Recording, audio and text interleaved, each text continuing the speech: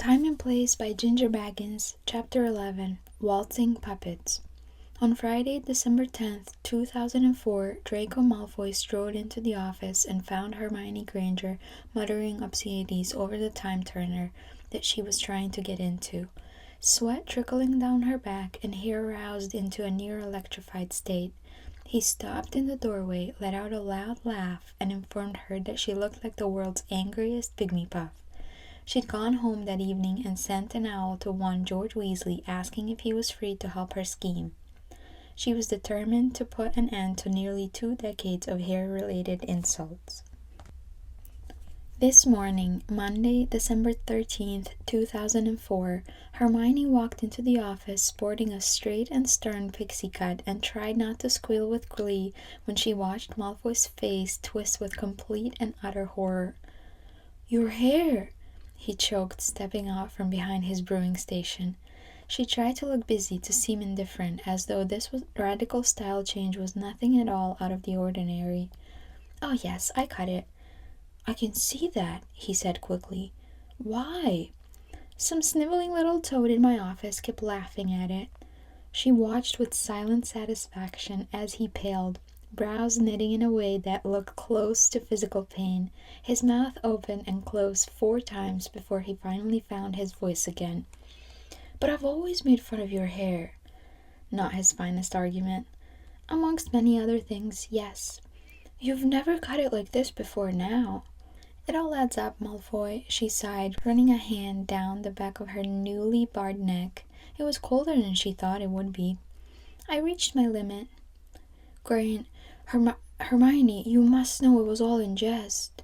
He took another step towards her, eyes searching her face, wide with panic. "Perhaps not at school, but certainly now. You cut it off because of me?" Oh, Merlin, he looked like he was about to vomit or cry. She wasn't sure which would please her the most. "You don't like this either?" she asked, blinking up at him innocently. He flinched. "No! I mean, it's lovely, of course. You always look. It's very nice. Different. Gods, Granger, I'm so sorry. I should have been clearer. And now, not that it's bad, it's just..." She let a victorious smile break out across her face, and Malfoy ceased rambling at once, though his hands still shook the parchment they held. She pulled her wand from her sleeve and waved it over herself, ridding her hair of the glamour that had contained it, shaking her head as tangles of curls cascaded over her shoulders. Malfoy's mouth snapped closed. Eyes that only moments ago been filled with such genuine despair were now blown open with shock, and a pink flush faced up his neck, where she could see his pulse thundering. "Well," she said, grinning, "I hope you learned a valuable lesson here today, because I sure did." She'd confirmed a long-time theory. Draco Malfoy liked her hair. "You are diabolical," he snapped, and slammed his door closed behind her. She barely made it back to her desk before she doubled over in laughter. He didn't re-emerge before lunch, not even to check the clock in the hallway or to refill his coffee, though Hermione had a suspicion that his acceptance of the brew was more of an olive branch than genuine enjoyment. He'd no doubt been raised on the finest tea, and while she was partial to a good cuppa in the evenings, it didn't pack the punch she needed for the working hours. Especially these working hours, while she desperately tried to figure out how to win a war she'd already won. She could tell Ron and Harry about it, and they'd be here in a heartbeat to offer help. But their shoulders had only just settled from the weight they've been carrying for so long. Harry had only just started really laughing again. Ron had only just stopped second-guessing the motives of everyone he met. They'd moved on. Just because she was re-burdened, it didn't mean they had to be. And if there was one constant that Hermione could admit about herself, it was she would do anything in her power to protect her friends. Draco was different. She'd needed a partner, someone who could offer her the leg up she required. The truth was that these hours she was spending wandering around aimlessly in the past were getting her no closer to the answers she sought. Every day she'd wake from broken sleep and wonder, fear, if today was the day that it all changed, that she was too late. The very fabric of her reality felt thin and vulnerable, and the only person in the world who knew was Malfoy. They both did a good enough job of avoiding the heavier topics, but he was otherwise the perfect springboard. He listened to her plans and ideas and never once told her to slow down or go careful in the same way her other friends would. He'd instead dedicated himself to creating a potion that would allow her more time. She always needed more fucking time.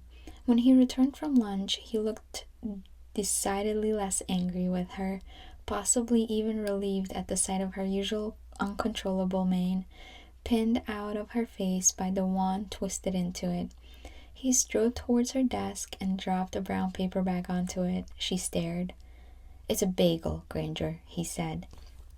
"From the cafeteria?" He scoffed. "Merlin, no. If I wanted to poison you, I've got far more efficient methods of doing so. This is from that muggle stand across the street." She raised her eyebrows at him. "Berries? Is that not where you go?" Yes, it was. But had he remembered that? She gaped at him for a little longer while he shifted uncomfortably from foot to foot, and her mind whirled. "Thank you," she said quickly. "Are you going to the ministry Christmas party this evening?" He blinked back at her. "I'd not thought about it." "I have to. I thought maybe I'd see you there." "Maybe you will." "It's got to be one of the Horcruxes, right?" she asked, rapid-firing through topics that were not berries or the bagel or the fact that Malfoy had remembered where she liked to get her lunch. She felt him suck in a sharp breath before he placed himself in the chair opposite her. "Go on," he said, looking about as tired as she felt. "It's not Riddle's diary. That was destroyed in second year. The jury is still out on the ring. Dumbledore was the one in possession of it. That's what I think my next trip should be dedicated to." She continued, tugging at a strand of her hair. "It's got to be something after 4 years, when Voldemort's fully returned. Perhaps something we missed here in the DOM. I was out cold for a lot of it. I could have missed something important." "You were?" "Yeah," she said, tugging at her collar to reveal the tip of the old scar that covered her chest. He went deathly white at the sight of her for the second time today. "Courtesy of Dolohov. Luckily he was silenced at the time. Anyway, the accounts of everything that happened were so chaotic. I think it's worth going back to see the things I didn't see the first time around." Draco didn't answer, his eyes still glued to the collar. "Unless it's not something we missed. Did your father ever talk about the prophecy?" she asked, and regretted it instantly when she saw his eyes twitch and shut down into that cold gray stare. "He spoke of it often. It was quite a pivotal moment in our lives," he said sternly. "His great failure became my branded burden." She let her eyes flicker to his covered forearm, only once, only momentarily, before returning to his face. But he'd notice anyway. His jaw set firmly as he waited for her to continue. "I don't know," she admitted, playing with her sleeves and sighing. "It's like finding a needle in a haystack. So much happened over many years, and I have no idea what I'm looking for. Maybe I need to look at the bigger picture instead of just following myself around." "What are you doing?" he snapped, and she found him tense as anything, hands clenched to the arms of his chair. "Thinking out loud?" she offered, confused. He shook his head. "No. First with the hair, and then the scar on your chest, and now that," he said, pointing to where her sleeves had rolled up. She looked down to find 8 angry letters looking back at her, exactly where they always were. Mudblood. "Are you punishing me?" "Punishing you?" she squeaked.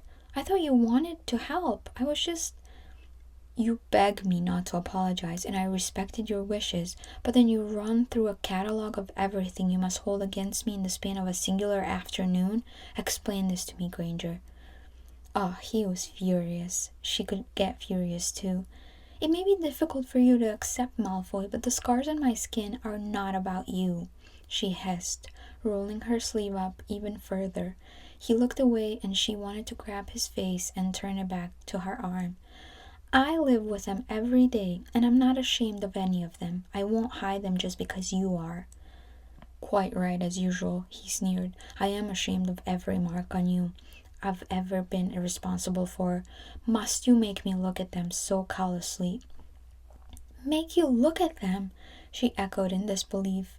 "They are mine, and you didn't cause a single one of them. I'm not going to worry about the cut on my shirt just to spare you from your misplaced sense of guilt. I'm not here to act as your mind healer." She stood, pushing aside the papers as she marched past him, stopping only to grab the brown paper bag that he'd dropped onto her desk in previous less aggravating minutes. "I'm going for lunch," she snapped. "Send me a Patronus if there are any emergencies." He let out a dull, joyous laugh, and it stopped her in her tracks. "I can't do that, Granger." She didn't turn back to him, her eyes firmly on the doorhead. "Why ever not?" "I never learned the spell," he admitted, and she could hear the bitterness in his voice. "It's not magic that can be wielded by dark wizards." She let out a long breath before slowly turning to face him. He wasn't looking at her. He was looking at his left forearm, eyes burning through the fabric of his shirt to see what sat waiting beneath. Remnants of a war they were somehow still fighting. "You are not a dark wizard, Draco," she said softer now, and he peered up at her. "You're just a prick." His mouth quirked ever so slightly. "I'll teach you," she added, and turned for the door before he could stop her again. "I always said you should have been in Ravenclaw ever since the Yule Ball." Ginny was primping Hermione, trying her light blue wrap dress in a way that made the bow fall elegantly across her hips. "I think it's got a bit more to it than the house color, Gin." "As if you didn't have the smarts for it," Ginny laughed. In all honesty, Hermione had spent a great deal of her early years at Hogwarts wondering why she'd been placed in that house. The Sorting had certainly considered it for a moment, but the Lions had won out. She rationalized far later down the line that it knew Harry and Ron were going to need her. Then again, it's never put a single Weasley in a Hufflepuff, so it must have some understanding of a color wheel, she mused, and then winced. "Gin?" Hermione asked, spinning to assess the witch before her for any signs of injury. "It's fine," she said, waving her hands. "Just cramps. It's that time." Hermione's lips pursed into a silent O at Ginny's words. It was no secret that Ginny was ready for children, whereas Harry was not quite there yet. Harry was still scarred from the war. Harry still woke up at 6 a.m. and called on his oldest friends for comfort and coffee. Harry still heard snakes whispering in the dark corners of unknown rooms. They had tried earlier in the year, and for a brief stint, Ginny was convinced that she'd been pregnant, but it turned out to be just a late period. She was devastated, but Harry was quietly relieved. He'd admitted it to Ron and her over their morning coffee. "I want to feel whole again before I become a father," he'd said, opening crying into his mug. "I don't want to only give the kids these fragments I have left." They've tried to console him in the way they only knew how. They'd all began sessions with their mind healers. They'd arranged family dinners more frequently. They'd check in more often to make sure Harry was reminded that he was no longer living in half-life. His was full, and it was his own. He was not a sacrificial lamb, not a martyr in the making. He was just Harry. He'd made strides since then, and it had improved his relationship with Ginny tenfold. Not that it had ever been in danger. The two of them saw entire universes in each other's eyes, but his smile was wide and goofy once again. He was almost ready. Ginny knew this. "Soon, Gin," Hermione said, giving her friend a tight squeeze. "I wish you were coming tonight, but now I understand why you aren't." Ginny scoffed. "I'd rather be sitting in that cold puddle in the Chamber of Secrets than schmooze at a ministry event tonight." "Me too," Hermione admitted sheepishly. "But appearances must and all that." "Will the ferret be there?" "He said he might be. Why?" Ginny's face twisted into her usual sly smile. Hermione did not like the sight of it one bit. "He seems to go wherever you go these days." "We work together. We share an office. I don't know what else he's expected to do." And climbing? She felt her cheeks flush and turned away to hide it. He lost the bet. And the nights out? Purely accidental. He got barred from the leaky the other week. Apparently someone had some unsavory things to say about you, and he didn't take kindly to it. Ginny crossed her arms over her chest in triumph. Hermione, however, was left nearly speechless. She gaped at her friend, hairpins all but forgotten in the wake of this revelation. Malfoy had defended her, which shouldn't be shocking, seeing as they were friends now, but the confirmation still hit her like a bludger. "I didn't know that," she said quietly. Ginny let out a happy little hum. Orders were called to remove the guy he hexed. It was Marcus Bloody Flint. Ferret reversed his knees. She didn't know how she was supposed to respond to that. "Well, we're friends, I think," she said. "But we argue a lot. We even argued earlier today. Well, you know him." "I do," Ginny chuckled. "And if you ever tell him I said this, I'll jinx you on the side. But I don't actually mind him." She rolled her eyes. What glowing praise. "Hey, his family had me possessed by Voldemort when I was 11. It's a miracle I let the guy through the door, let alone like him." She shrugged, and Hermione felt her spine stiffen. "His father did that, not him." Ginny tilted her head and watched her in such a way that she felt very much like a bug under a microscope. "Interesting," is all she said. Hermione did not have time to dwell as Harry knocked rapidly on the door and whined about getting the evening over and done with. They flew to the ministry and met Ron, who was wearing a suit in what was quite possibly the most hideous shade of burgundy Hermione had ever laid eyes on. "Years, Ronald. It's been years of having to attend these things, and you still don't know how to dress yourself," she chastised as they begrudgingly made their way through the growing crowd leading to the main reception room. Ministry events were par for the course of being a famous witch and wizard. They'd have to attend whether they worked here or not. It bored her nearly to tears. All the head shaking, the oohing, the awing, when pretending to listen to political tales, the solemn head bobbing, and they kept up throughout all stories of the war. The pictures, the interviews, the pacing around the room as though they were anything other than adults who were once teenagers, who'd been tasked with a job they never should have had to do. "Tell us again how you destroyed the Horcruxes. Will you and Ron Weasley ever reunite? Were your Muggle-born parents proud to see you receive the Order of Merlin? Are you still in touch with your schoolmates? May I take a picture? May I take a picture? May I take a picture?" Nobody ever asked the questions that played on her mind. Nobody asked why, out of the hundreds of officials who claimed to have been willing to do anything for the cause, a bunch of starved, traumatized, and tortured children were used as war fodder instead. She'd shake Kingsley's hand, she'd sing praises of the Order's victory, she'd nod along silently when Harry spoke of Dumbledore and Severus and all the others with admiration, and she'd pretend that she wasn't still seething. "Oh God," Harry muttered, pulling Hermione out of her trance. "Skeeter's got Malfoy cornered." She looked over to where he was pointing and found exactly that, Malfoy looking outrageously attractive in a perfectly tailored suit, with his back pressed firmly against the wall, hands fisted at his sides, while Skeeter and her conspiring quill scribbled away. Hermione didn't have to think twice before she was moving, her eyes firmly on the rapid rising and falling of Draco's chest. He was panicked. Whatever Skeeter was saying to him was working its way deep beneath his skin, and after the argument earlier, she knew that he was already on the back foot. "Never face consequences. What would you say to those people?" Skeeter was saying as she approached. "Rita, I do hope you are being fair to my friend here." Hermione reveled in the way Skeeter's entire body flinched at the sound of her voice. "Miss Granger," she said, spinning to face her with a false smile and tight eyes. Draco was watching Hermione intently, and she gave him a small smirk of reassurance before rounding her gaze back to the reporter. I'm sure you weren't asking Mr. Malfoy about his trial so many years after his acquittal, especially when you have your pick of political officials to raise more important concerns with. She raised her eyebrows innocently, and Skeeter physically shuddered. No, of course not. I was just hoping for...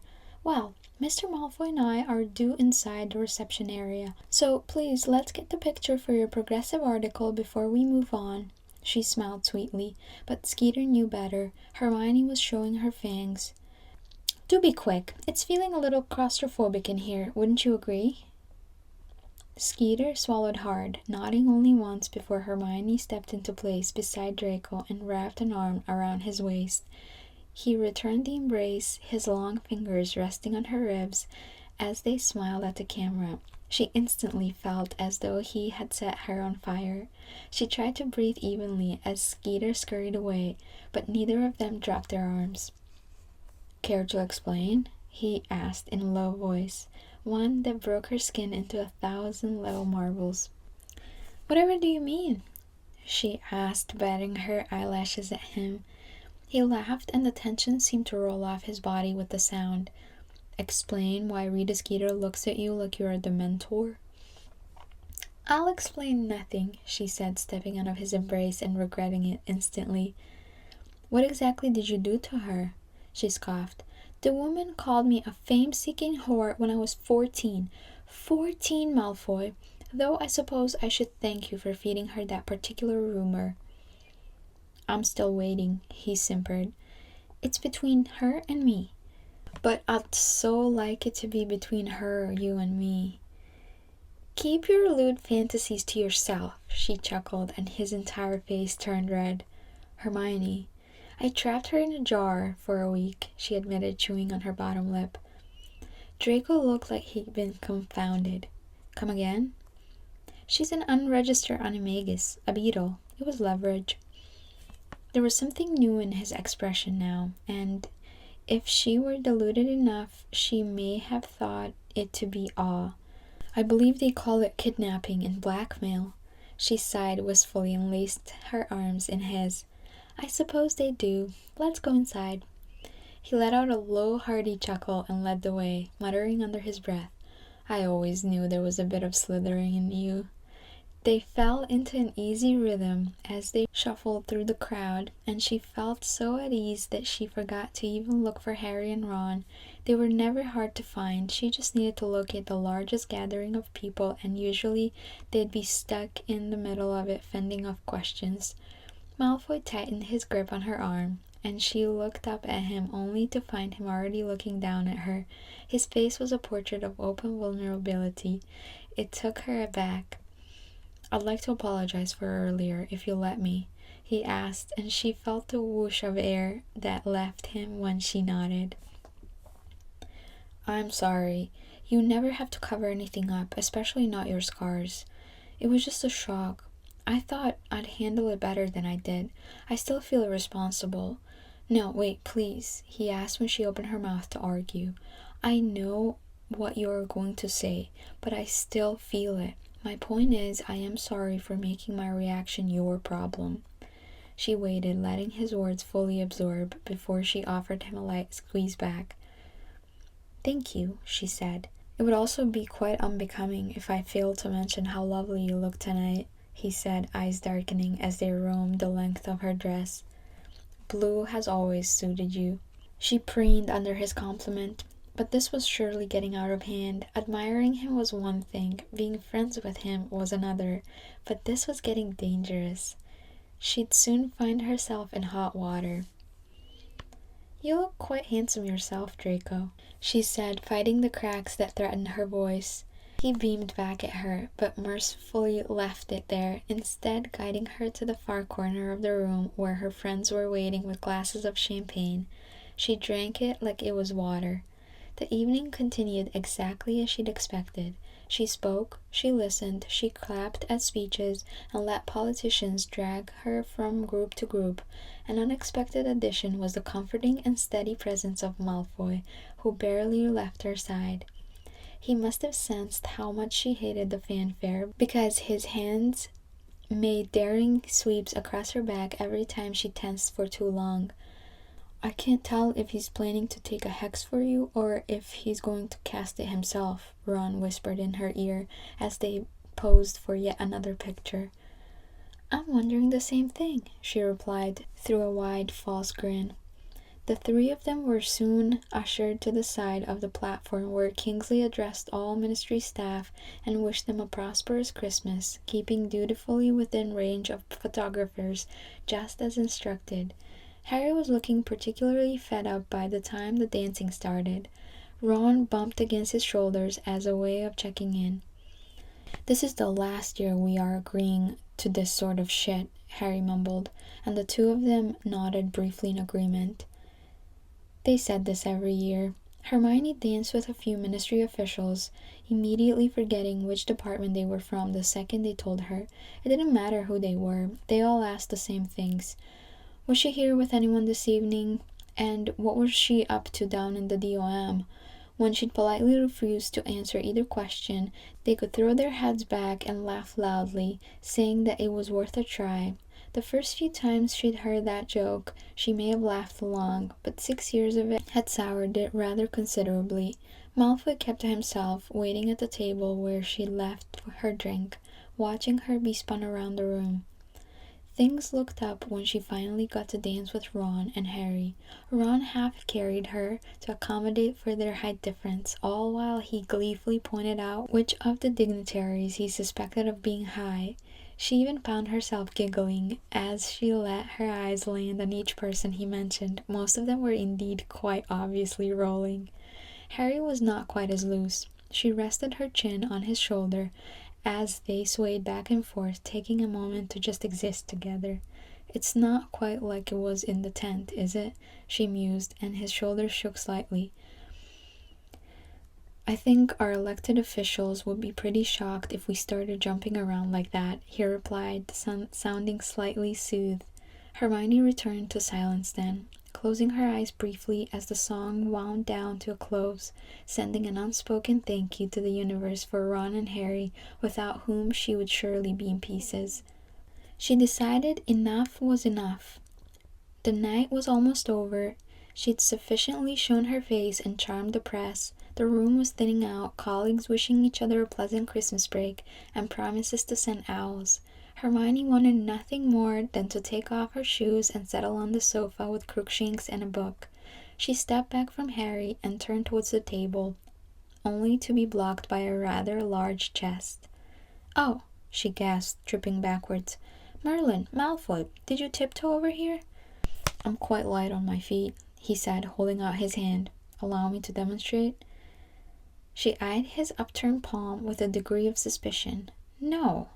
"No?" he asked, frowning. "Why not?" She narrowed her gaze on him. "Look me in the eye and tell me you never had lessons as a child."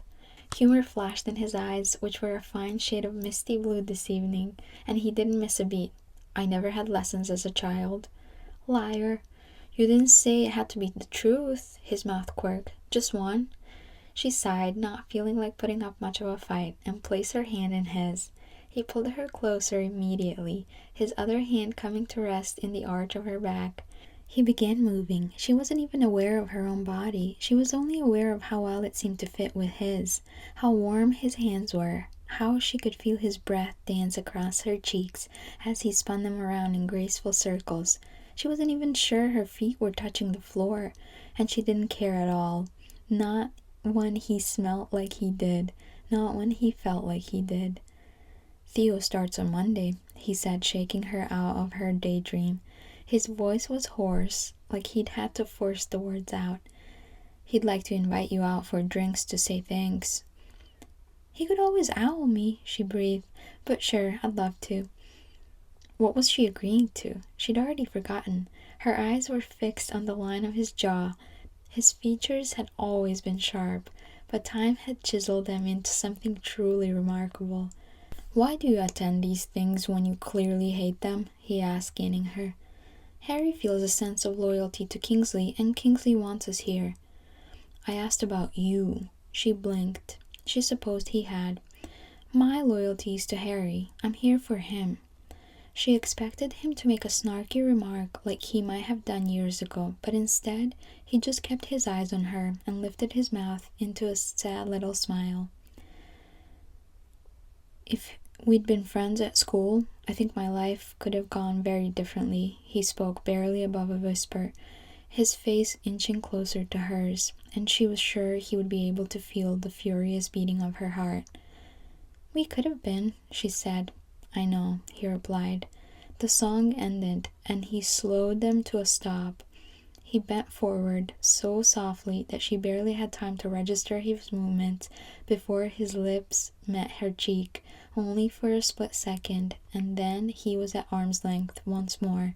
She wasn't sure she was breathing. In fact, she absolutely wasn't. "You are not the worst waltzing partner," he said, flashing a toothy smile, "even if you did step on my toes." When she got home that night, she marched right past the nonchalant Crookshanks, kicked off her heels, and went straight for a less than warm shower. She pressed her forehead against the tiles as the water failed to clear her mind of his silky voice, his gentle touch, or the feel of his mouth on her skin. And that's the end of chapter 11.